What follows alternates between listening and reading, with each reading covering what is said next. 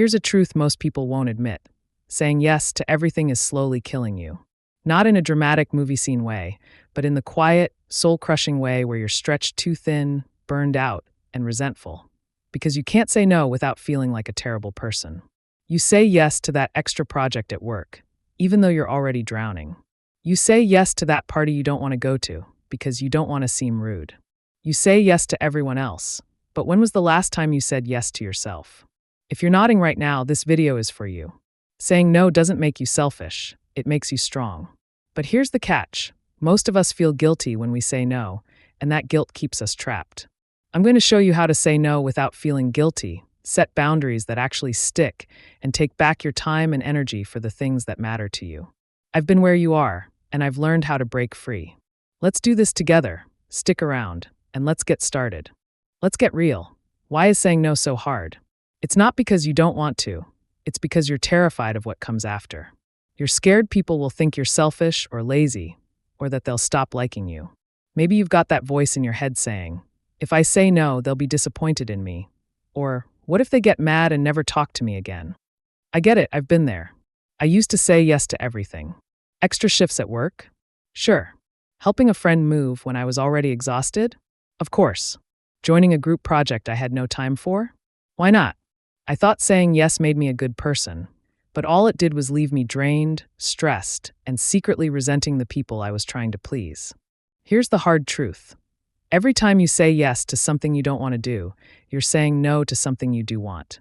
You're saying no to rest, to your hobbies, to time with the people you actually care about, or even just time to breathe. And the worst part, that guilt you feel when you say no, it's not even real. It's a story you've been telling yourself, probably since you were a kid, because you were taught that saying yes makes you nice, and saying no makes you mean. But here's the thing, you're not a bad person for saying no. You're a human with limits. So let me ask you this. How much longer are you going to let guilt run your life? Because if you don't learn how to say no, you're going to spend the rest of your life living for everyone else. And that's not a life at all. Now, let's talk about the world we're living in. It's 2025, and the pressure to say yes is higher than ever. Social media doesn't help. Scroll through Instagram or TikTok, and you'll see everyone saying yes to everything. Yes to the hustle. Yes to the side gig. Yes to the perfect social life. It's like we're all competing to be the busiest, most productive person in the room. And if you say no, you feel like you're falling behind, like you're not doing enough. But here's the good news. 2025 also gives you more tools than ever to set boundaries and take control.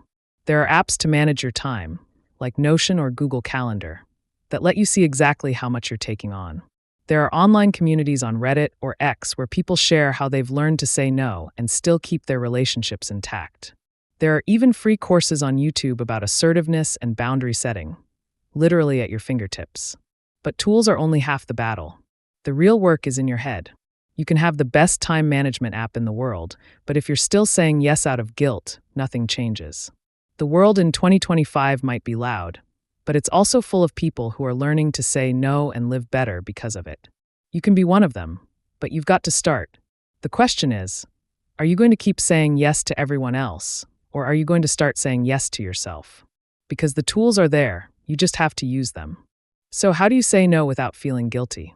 It's not about being rude or burning bridges. It's about being honest, clear, and kind to yourself. I've got 5 steps to help you get there, and they're easier than you think. First, know your why. Before you say yes or no to anything, ask yourself, why am I doing this?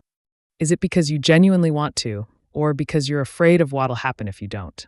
If your answer is fear or guilt, that's a sign you need to say no. For example, if your boss asks you to take on another project, but you're already overwhelmed, your why for saying no is protecting your mental health. Knowing your why gives you clarity. It's your anchor. Second, practice saying no in small ways. You don't have to start with the big stuff. Say no to something small, like skipping a casual coffee date you don't have time for. Try this. Thanks for the invite, but I can't make it this time.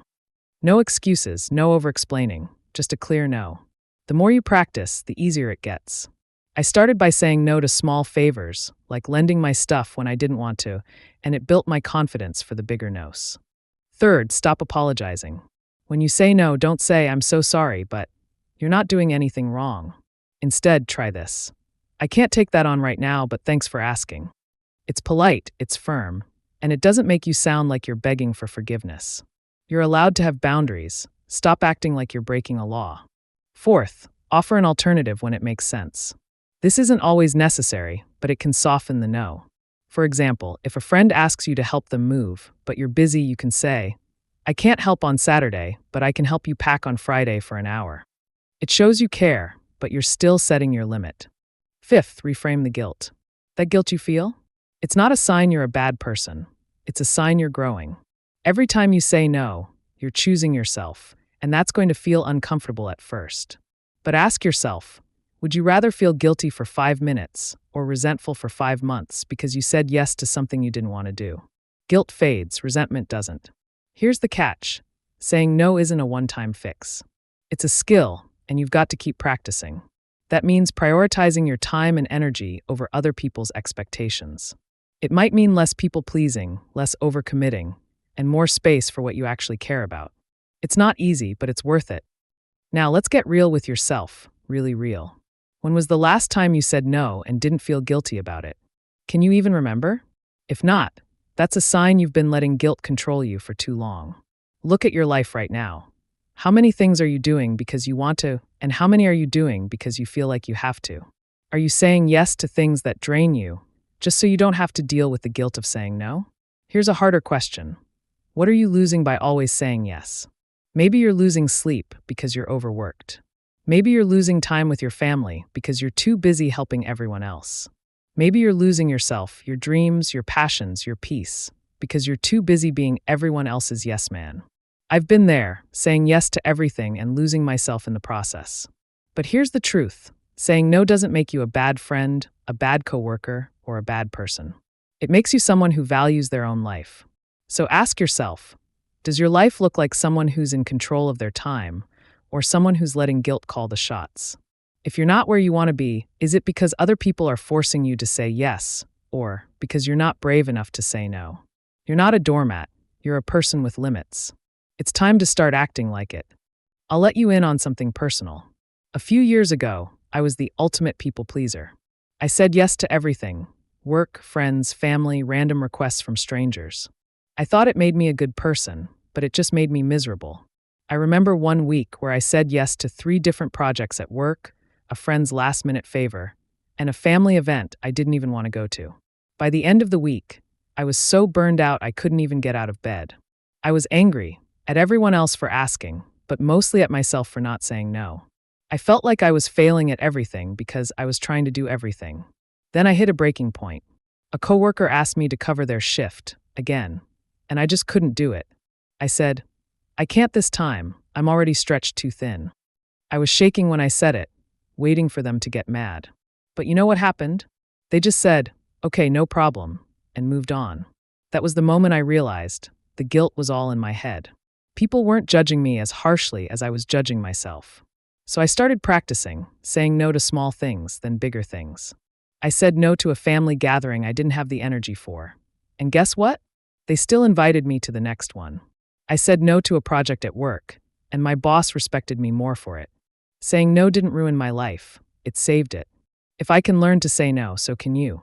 You've got the same power I did, you just have to use it. Let's look at some real examples to show you this works. Someone I know used to say yes to every social event, even when she was exhausted. She started practicing small no's, like skipping a casual hangout, and used the time to rest instead. A year later, she's less stressed, has better friendships because she's not resentful, and even started a hobby she loves. Another person, a freelancer, kept saying yes to every client project, even the low-paying ones. He started saying no to clients who didn't value his work, and it freed up his schedule to take on better projects. Now he's earning more and working less. I read about a mom who felt guilty saying no to her kids' every request, every play date, every activity. She started setting boundaries, like saying, we can do one activity this weekend, but I need some rest too. Her kids didn't love it at first, but they adjusted, and she's a happier mom because of it. These aren't stories of people who became selfish, they became smart. They said no to the things that didn't matter, so they could say yes to the things that did. That's the power of saying no without guilt. It's not about shutting people out, it's about letting yourself in. Here's the bottom line. Saying no isn't about being mean, it's about being honest. It's about choosing yourself, your time, and your energy over the guilt that's been holding you back. I'm not saying it'll be easy. Guilt doesn't disappear overnight. But if you start small, practice, and reframe that guilt, 2025 could be the year you finally take back your life. You're not a doormat, you're not a yes machine, and yeah, you're kind of a pushover, but we're fixing that starting today. So take that first step. Say no to one thing this week. Maybe it's a favor you don't have time for, or a plan you don't want to join. Say no and see what happens. Fix yourself, and maybe you'll find that saying no feels a lot better than saying yes ever did. Are you ready to stop feeling guilty, or are we having this same talk next year? You tell me. I'll be here either way. Smash that like button if you're done faking it. Subscribe if you're ready to build it. Share this with someone who needs a push. And let's get to work together.